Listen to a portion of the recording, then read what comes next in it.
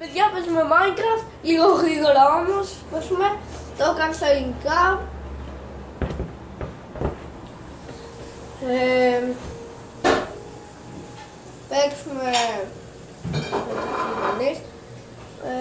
Παίξουμε το key, είναι πολύ εύκολο παιχνίδι.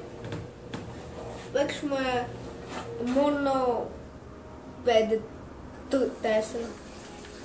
Εδώ μπορώ να βάλεις βόμβες και να ξεκλειδώσει ένα κλειδί. Γι' αυτό το ονομάστηκε η πίστα αυτή key. Λοιπόν, να βάλεις βόμβες και να σπάσεις τον πέτρα. Και δεν γίνεται. Κατέβασα αυτό το σερβερ. Να και το skin μου, θα το συναντήσουμε πολλές φορές.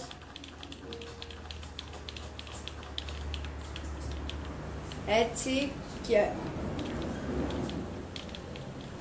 Εδώ έχει και άλλες βόμβες. Έτσι δεν είναι. Και δεν μπορώ.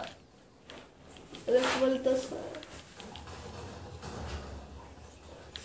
Το κλειδί. Εδώ μπορώ να ανοιχνάξω. Το έχω σταματήσει. Και μου το ξανά έστειλαν το σερβερ. Το είχα τερματίσει. Και... Καλό. Μου το είπε ο Ρικάρντο. Όχι ο Ρικάρντο, ένας άλλος. Ο Ρικάρντο είναι πολύ καλός παίκτης, ναι.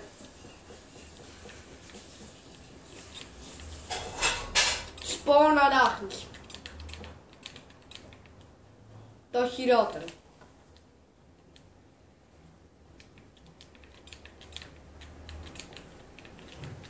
Ίσως με βόμβα χαλάσει. Ω! Χάλασε με βόμβα, χάλασε με βόμβα. Ωραία, αυτό είναι το παιχνίδι. Ξεκλείδωσα το... Γεια σας.